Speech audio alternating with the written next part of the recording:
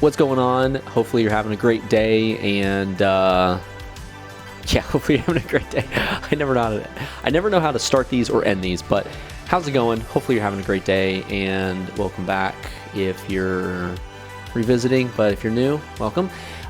So it's summertime, and which also, by the way, my hair is all white because I just bleached it a few weeks back for summer camp. We were the orange team, and I dyed my hair orange.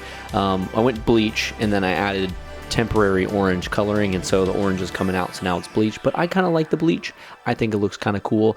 I've always wanted to bleach my hair, but now I got around to it, and I had a great excuse for it, which was camp. So summertime, and what I find is that in summertime is a lot of it's one time a year in particular where staff transitions tend to happen a lot. I don't know exactly why. There's probably 100 reasons why, but usually I find youth pastors are being hired or shifted around or moving kind of in the summertime. And so there's probably a decent chance that there's going to be a lot of youth pastors right now that are stepping into the game for the first time. Maybe they just graduated college and now they're stepping into their first role, whether it's bivocational, part-time, or even full-time. And so wanted to make kind of a video about my 5 pieces of advice for a new youth pastor that's stepping into a new role. And so most of these things kind of are more geared towards like the young youth pastor that's stepping into his or her first role. Usually they're like 20 years old, 21, something like that. And so some things I've learned to help new youth pastors as they jump into their first role. So I have my notes as usual, which they're really always super simple. But first off, let's go with number 1 is piece of advice or kind of a perspective to have is that people are your greatest asset. It's really tempting to get into a new role and to immediately go, okay, what's my budget? How big's my room? How many things do I have? What sort of resources in the tangible sense do I have? When really the single greatest resource you have is your leadership team. It's the people that are bought into the vision of the church and bought into the vision of your youth ministry. There is not a building in the world. There's not a budget in the world. There's not a amount of things in fun games, inflatables, whatever, that honestly I think far outweigh the value of having great people. If you have a great leadership team that is bought in, that is thoughtful, that is intentional, that is all in on what you're doing, I think that goes 1,000 times farther and better than having a great space and having all of the fun things, the Nerf guns, the inflatables, whatever it is. So people are your greatest resource. And so many times have I had an idea and had a thing that I want to try to do, and money ends up being an obstacle. Getting the thing becomes an obstacle. Something like that becomes an obstacle. But somebody's like, oh, I know somebody that can help you out. And then bam, it becomes a total probability and actually ends up happening. So great example from last year is we did a back to school rally in September for school getting back into session. And one of the big fun things I wanted to do for it was a car bash. And so I'm trying to think of like, okay, how am I going to get a car and how much is it going to cost? And I'm thinking of like all the different things. But there was someone from our church that was like, oh, actually, I know a guy that works at a, what's it called? Like a place where like junk cars go. I can't think of the term for it right now for some reason, but he works at one. And so I was like, okay, well, if you want to call him up and see. And so sure enough, it was a super easy deal. They knew a person at the car place. They also knew somebody that had a tow truck. And so bam, for free, I ended up getting a car for this car bash. It cost me literally nothing besides like I bought a sledgehammer and some goggles for like safety stuff, but that was literally all I had to purchase. So it was like $150 maybe to do this car bash. So it ended up working out so well, not because I had all the money in the world and because I had all this stuff in the world, because I had great people around me. So people are your greatest asset no matter what. So invest in people, appreciate people, develop people, look for people. People are your greatest asset, and lean into that as much as you possibly can. Second one, kind of as sort of in the same vein, but one thing I would absolutely totally say definitely do and don't skimp out on is especially if you are full-time, Go meet other local youth pastors. Literally block off schedule in your day, block off times, go get lunch with them, go get coffee with them. Whatever you have to do, go connect with other youth pastors in your area. Kind of like I said, people are your greatest asset, not only in your church, your leadership team, but also people that you surround yourself with. You need other youth pastors that are local to you, that understand your context, that understand your area. You need to connect with those youth pastors, especially if you're full-time. I would say you have no excuse to not. But if you're like bivocational, or if you're not even employed at all by the church, I get it, it makes it a lot more difficult. And I still think it's really valuable and it's really important. But especially if you are full-time, go meet other pastors in your area, because it's great to have a community of other youth pastors that know what you're dealing with and know what you're struggling with. And then it's great to ask them these little questions like, what is the yearly rhythm for this area? For instance, right now, one thing I'm trying to figure out is summertime, which is what I'm in right now, trying to gauge whether summertime's a great time for growth, or if it's a time to pull back and kind of rest in, or if it's somewhere in the middle. And so this year I'm kind of experimenting with what we're doing, because I'm new to this area where I'm at. And so I'm not really sure exactly what the dynamic of summers is here. And then also things like fall. Is fall a time to push and go and do things, and that's a time to grow? Or is spring that time? So it's kind of figuring out the ebbs and flows of your year, figuring out what big holidays, things like maybe even like sports stuff. The city I live in, we have a major NFL team. And so we try to have to figure out like, okay, if something's going on with the team, we know that people are just going to prefer that over a church event, things like that. So connecting with other youth pastors, especially ones that have been in this area that you're in for a longer time than you, they especially will have great insight as to the ebbs and flows, the things that work, the things that don't work, the kind of events that students love, the kind of things that students aren't really interested, those sorts of things. And you kind of get a little bit of insider information a lot quicker than trying to go through 10 years of trial and error and passing and failing, only to realize, oh, I could have just asked somebody 8 years ago about this stuff and they would have given me some great insight. So connect with other youth pastors, and there's always great ideas that they have. The way I do it is not always the best way, and so connecting with other youth pastors that can give me ideas and give me insights on things is super valuable. So connect with other youth pastors in your area. Okay, third piece of advice I would say for a new youth pastor is it's kind of an interesting thing that I learned about 1.5 years ago. I was at a Next Gen Leader Conference thing, and there was a pastor from a church in Florida who kind of went the sort of traditional route for a youth pastor. They were a youth pastor when they were younger, and then they ended up getting promoted into like an associate pastor and then an executive pastor, and then they ended up taking over that church and becoming the lead pastor. And so they kind of took that route. And so for him, it was kind of an interesting perspective to hear for Next Gen leaders from the perspective of someone who's been a Next Gen leader and who is now currently a lead pastor.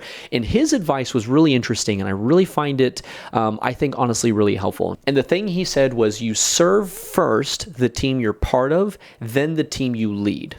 So how he kind of worded it as well was, the team you're part of is more important than the team you lead. What he meant by that was basically, you have a team, especially if you're full-time at a church, the team that you're part of, meaning the pastoral team or the coordinator team, whatever it is of your church, the team you're part of, you serve that team first, and then you serve the team you lead. And I think most youth pastors think you serve the team you lead, and doing that basically serves the church as a whole. But he said the exact opposite. You, in fact, actually, you serve your team, your church as a whole first. When that's good, then you serve the team you lead, which is a very fascinatingly different way to kind of approach things.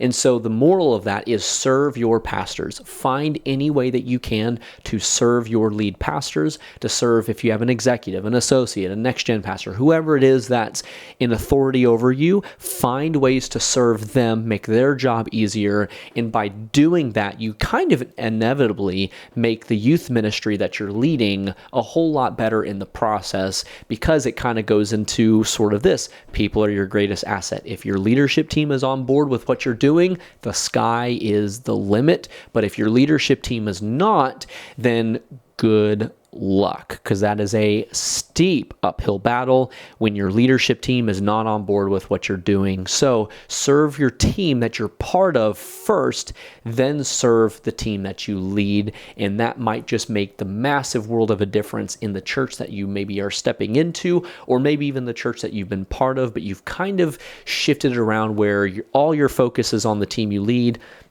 And then periodically you jump into the team that you're part of. So that's number 3.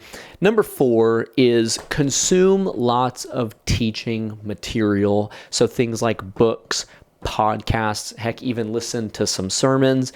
All of that sort of stuff. Consume content. You never know everything, and there's 1,000 podcasts out there, and there's 1,000 books, there's 1,000 sermons, whatever it is, and there's conferences to go to, there's things to get more content. I find in my life that the seasons where I'm not consuming as much content are the seasons where I tend to be a little bit more stuck on what I'm trying to do. The more I'm kind of like, I don't really know should we try this or this, and I just get kind of stuck in my own ways whenever I'm not consuming as much content. But the seasons where I find I'm consuming content, and a lot of it, are the seasons where my ideas are far more fresh, and they tend to honestly work a lot better when I am consuming content. So things like podcast, books, and et cetera, et cetera. And also things like sermons. You watch other pastors and how they communicate, even not just pastors, just people in general, how they communicate. Helps you frame stories better. It helps you with communication. It helps you with how do I connect with people in communication better, all those sorts of things. So be consuming content, especially nowadays when there's a billion podcasts about every single topic that has ever existed, and there's always content out there, and you might actually be kind of ahead of the game because you're consuming content right now, which I didn't even think about until literally right now as I'm recording this. But continue to consume content, read books, read plenty of books. I'm guilty of not reading a lot of books, mostly because I just didn't grow up really reading them. And so I'm kind of having to relearn, like, okay, you need to read more books and read books and read books, but consume podcasts, all that sort of stuff. You get what I mean. I'm just going in a circle at this point. So that's number 4. Number 5, and this is the last one, and this one I would frame as this: the hardest, probably the single hardest part about youth ministry. The single hardest part, which if you might kind of pause and think, okay, what is the hardest part about youth ministry? You might go to 15 different options. But I would say the single hardest part about youth ministry is figuring out what works for you. I think that is the hardest part, because every youth pastor approaches things very differently. The way I approach things might very well and probably are different than the way that you approach things. So finding out what works for you and being okay with what works for you, I think, is probably the single hardest part about all of this, because some churches are all about summer camp. Some churches are all about mission trips. Some churches are all about outreach. Some churches are all about conferences. Some churches are all about putting on our own events. Some churches are all about going to events. Some churches are all about doing field trips all the time. Some church, and the list goes on and on and on and on and on and on. So the hardest part is figuring out, okay, what is it that our church does, or that our youth ministry does, and what is my conviction, and what do I want to do? And so I think a great piece of advice for that is define 5 things, 4 or 5, no more than 5, because when you get more than that, you end up basically having a massive event every month, and then it's just planning overload, and then you never really end up actually doing anything. So 5 things throughout your year that are like your 5 big key things. For me, summer camp is my top. That is, we will not cave probably on anything in place of camp. I think I said that right. So pretty much nothing tops the importance of camp. So if there's another event that's around camp, camp will win. We will prefer camp over that. So things like camp, we do a youth conference in the fall. And so there's a bunch of little things throughout your year, your summer, your beginning of the year, whatever. Find your 5 things that you do. Maybe you could probably, most likely, they're big events, but find your 5 things that you do and do those really well, because it's kind of like that age-old thing of, if you do too many things, you've effectively done nothing. So don't try to spread yourself out too thin to where you're doing 15 different things every year, and then every single month you're planning this massive thing, and then you just, like I said, you just get into planning overload. So find just 5 things. It might be 3 things. It might be 4. It's all going to depend on you. But the hardest part about all that is just deciding what are your things, what are the most important things for you, how are you going to approach things, because there's always going to be 1,000 opinions about every little thing about why you should do this and why you better do this and why this is the best option and why this is the most effective. And for some people, that is the most effective thing. But for you, it may or may not. So don't be afraid to take risks, because most likely you try something out for a year, and most likely the biggest consequence of it will just be this realization of, okay, that was too much money, that was too much time, too much resource, whatever it might be. We just won't do that again next year. Most of the time, that's the biggest consequence. So with all that being said, hopefully these pieces of advice are helpful and useful for you in your journey as you step into a new role, or maybe you've been around youth ministry for a while and you're just kind of curious to see what other little pieces of advice. And because even if you've been in this game for a long time, sometimes going back to the original stuff, like the advice for new youth pastors, is kind of like, oh yeah, I haven't really done that in a while. So all that sort of stuff. But yeah, thanks for watching. Appreciate you being here, and have a great day and enjoy your summer. Get some good things planned and connect with students, connect with people, develop those relationships, and go listen to some podcasts. And yeah, so I don't know how to end these videos pretty much ever. So yeah, peace.